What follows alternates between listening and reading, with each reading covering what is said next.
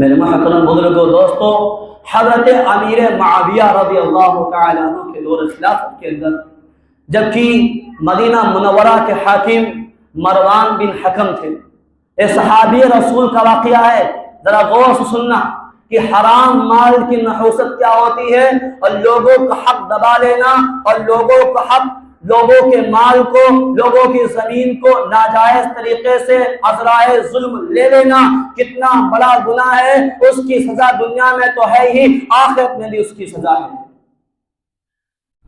حاکم مدینہ مروان بن حکم کے دور خلاف امیر معاویہ رضی اللہ تعالیٰ عنہ کے دور خلافت کے اندر ایک عورت عروہ بنت عوس نے حضرت سعید بن زید رضی اللہ تعالیٰ عنہ، حضرت سعید رضی اللہ تعالیٰ عنہ جو کہ عشرہ مبشرہ میں سے ہیں، عشرہ مبشرہ میں سے کیا مطلب 10 ایسے صحابہ کرام جن کو دنیا کے اندر جنت کا پروانہ، جنت کا سرٹیفکیٹ اور جنت کی خوشخبری ان کے جیتے جی دنیا کے اندر سنا دیا گیا کہ تم کو جنت میں ضرور داخل کیا جائے گا۔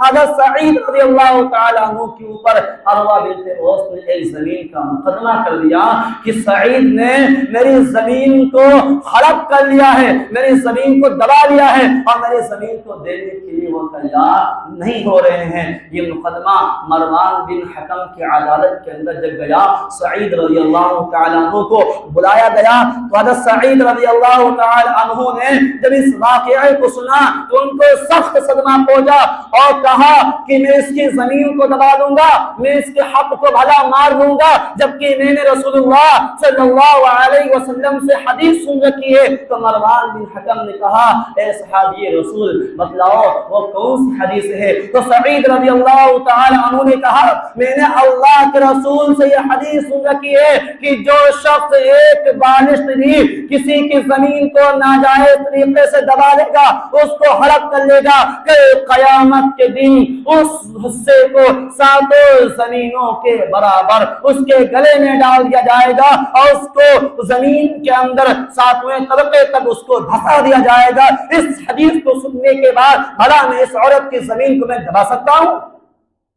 تو مروان بن حکم نے جب یہ حدیث سنی تو حضرت سعید رضی اللہ تعالی عنہ سے کہا کہ جاؤ، اب مجھے کسی گواہ کی ضرورت نہیں ہے۔ لیکن چونکہ جب کسی پر الزام لگتا ہے تو بڑا صدمہ پہنچتا ہے، خصوصاً صحابی رسول کے اوپر، اور صحابی وہ جو عشرہ مبشرہ میں سے ہو، جو کبار صحابہ میں سے ہو۔ سعید رضی اللہ تعالیٰ عنہ کو یہ صدمہ برداشت نہیں ہوا، تو سعید رضی اللہ تعالیٰ عنہ نے کہا کہ آخرکار جا، یہ زمین بھی میں تجھ کو دیتا ہوں، زمین لے لے، اور اے اللہ اگر یہ عورت اپنے مقدمے کے اندر اگر یہ جھوٹی ہے تو اس کی آنکھوں کی بینائی اس کو محروم کر دینا، اور اس کو اسی زمین کے اندر دھسا دینا۔ راوی کہتا ہے کچھ دنوں کے بعد اس عورت کی بینائی چلی گئی اور اسی زمین کے اندر جا رہی تھی، ایک گڑھے میں گری اور وہی گڑھا اس عورت کی قبر بن گیا۔ یہ حقیقت ہے دنیا کی کہ ذرا سی دیر کے لیے ہم کسی کے حق کو مار کر سمجھتے ہیں کہ ہم بڑے خوش ہیں۔ ہم نے دنیا کی کامیابی یہ سمجھ رکھی کہ جو جتنا بڑا دھوکے باز ہو، جو جتنا بڑا جھوٹ بولنے والا ہو، جو جتنا زیادہ دھوکہ دینے والا ہو وہی کامیاب ہے۔ ایسا نہیں ہے، اگر ایسا ہوتا تو آج لاکھوں کروڑوں انسان در در کی ٹھوکریں نہ کھا رہے ہوتے۔ میرے محترم بزرگ دوستو، ایمان کے اندر، شریعت کے اندر اصل جو چیز ہے وہ ایمانداری ہے۔ وہ کیا ہے؟ وہ ایمانداری ہے۔ اس لیے میرے محترم بزرگوں دوستو، ہم حقوق العباد کو ہلکے میں نہ لیں۔ ہمارے اوپر اللہ تبارک و تعالیٰ نے جو حق رکھے ہیں ان حق کو ادا کرنا ضروری ہے۔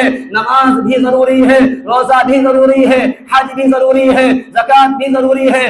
ماں کا حق جو ہے، باپ کا جو حق ہے، بیٹوں کا جو حق ہے، بیٹیوں کا جو حق ہے، بہنوں کا جو حق ہے، خاص طور سے بہنوں کا جو حق ہے، ان کو ادا کرنا ضروری ہے۔ عام طور سے ہوتا یہ ہے کہ باپ کے مرنے ہونے کے بعد بھائی مل کر آپس میں زمین کے بٹوارے کو کر لیتے ہیں اور اپنی بہنوں کو بھول جاتے ہیں. اور جب ان سے کہا جاتا ہے کہ تم نے اپنی بہن کا حق کیوں نہیں ادا کیا تو کہتے ہمیں میاں اب یہی چل رہا ہے, اب کوئی معاشرے کے اندر اپنی بہنوں کو حق ادا نہیں دیتا ہے, کوئی نہیں ادا کرتا ہے. یہ یاد رکھو یہ کوئی جواب نہیں ہے, سب کرتے ہیں تو جائز ہو جائے گا.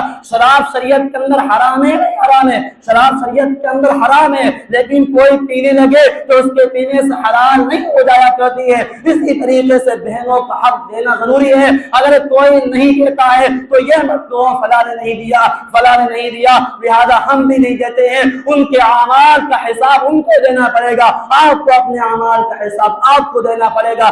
آپ سے ان کے بارے میں نہیں پوچھا جائے گا اور ان سے آپ کے بارے میں نہیں پوچھا جائے گا.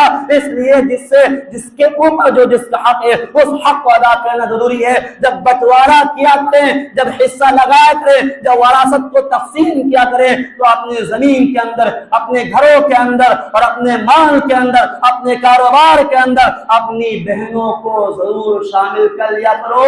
اور یہ جو جواب ملتا ہے کہ میاں ہم نے تو بہن کا حق دے دیا ہے, وہ کیسے؟ کہتے ہیں ہم نے اپنی بہن کی شادی کی تھی, ہم نے اس میں جہیز دیا تھا, جو ہم نے جہیز دیا وہی اس کی وراثت ہو گئی.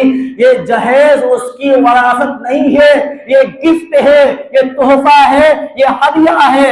جو حق ہے وہ حق آپ کو دینا پڑے گا, اور حق معاف کرنے سے بھی معاف نہیں ہوتا ہے. لوگ سوچتے ہیں کہ ارے بہن نے تو معاف کر دیا ہوگا, میری بہن تو معاف کر دے گی. میرے محترم بزرگ دوستو, ایک ہوتا ہے بغیر قبضے کے معاف کرا لینا.